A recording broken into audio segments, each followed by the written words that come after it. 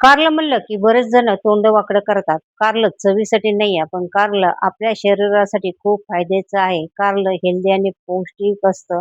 म्हणून कारलं नक्की खावं आणि मुलांना पण कारलं खायची सवय लावावी. कारल्यामध्ये अनेक जीवनसत्व, फायबर, भरपूर प्रमाणात खनिजे असतात आणि कारलं खाल्ल्याने आपल्या शरीरातील साखर नियंत्रणात राहते. जर तुम्हाला कारलं आवडत नसेल, तर नक्की या पद्धतीने बनवून बघा. एकदा बनवलं तर पुन्हा-पुन्हा कारल्याची भाजी बनवणार आहे. वाटण करायची गरज नाहीये. खायला पण कडू होणार नाहीये. अगदी चवदार लागेल. अगदी साधे मसाले घालून बनवणार आहे चविष्ट कारले. जेवण करताना अगदी पटकन भाजी संपेल. चला तर रेसिपीला सुरुवात करूया.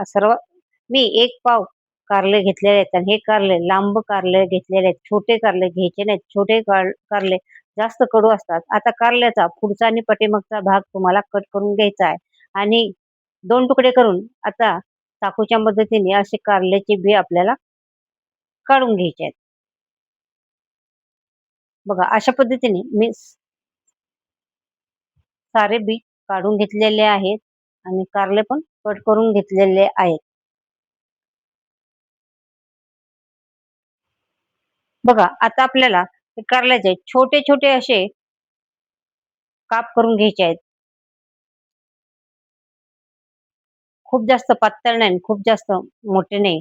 अशा पद्धतीने सारे काप करून घ्यायचे आहेत. आता रेसिपी आवडली तर लाईक करा. चॅनलवरती नवीन असाल तर चॅनलला सबस्क्राईब करा.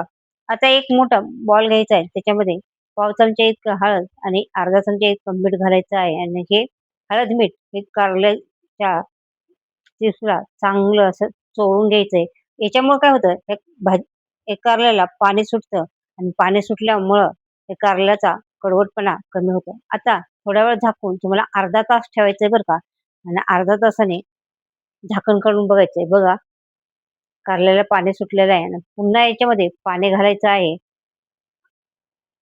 आणि चांगल्या हाताने चोळून घ्यायचंय. अशा पद्धतीने तुम्हाला 4-5 पाण्याने हे कारले धुवून घ्यायचेत आणि शेवटी असे कारलं असे पिळून घ्यायचे आहेत. सगळं पाणी पिळून घ्यायचंय. आता एक पॅन घेतलेला आहे, तेल घातलेलं आहे आणि याच्यामध्ये कारले आपल्याला तळून घ्यायचे आहेत. सगळेच एकदम टाकायचे नाहीये.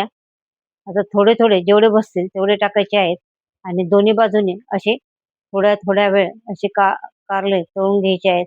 असे कुरकुरीत क्रिस्पी करायचे नाहीये. फक्त असे 50 ते 60% कारले याच्यामध्ये मऊ झाले पाहिजे ते. त्याच्यानंतर तेल काढून घ्यायचं आहे आणि ह्याच तेलामध्ये आता अर्धा चमचा इतकं जिरं घालायचंय. जिरं तडतडलं की कढीपत्ता घालायचा आहे. आता त्याच्यानंतर याच्यामध्ये घालायचा आहे कांदा.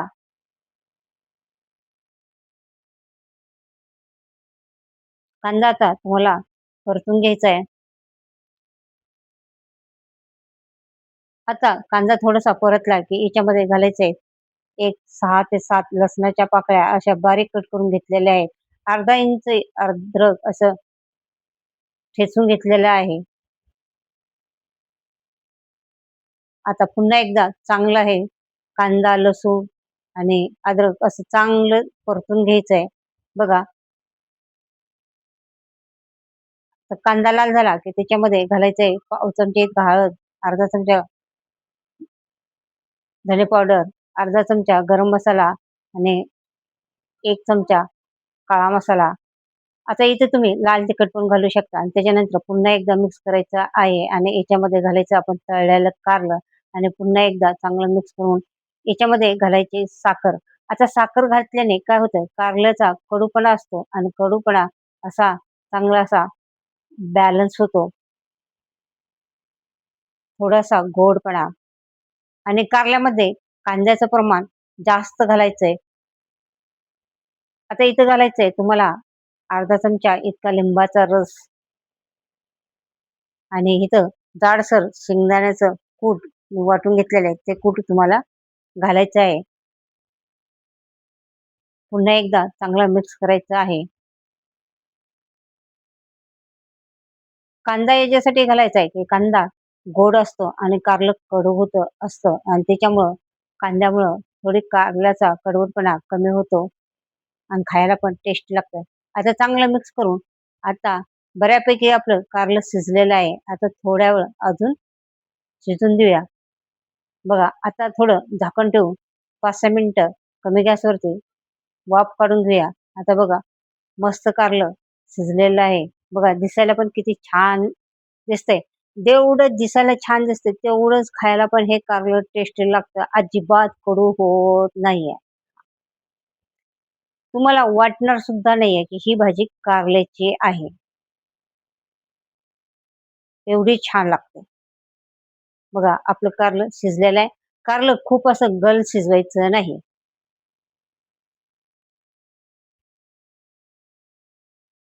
आणि पुन्हा एकदा चांगले मिक्स करायचं आणि बारीक कट केलेली कोथिंबीर याच्यावरती घालायची आहे आणि पुन्हा चांगलं मिक्स करायचं आहे.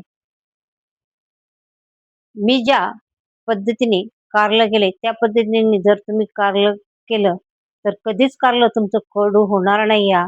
आणि अगदी आठवड्यातनं तर एकदा नक्की हे कारलं तुम्ही बनवाल. आणि एकदा खाल्लंय तर घरातल्याले पुन्हा-पुन्हा हे कारलं तुम्हाला खायला मागतील.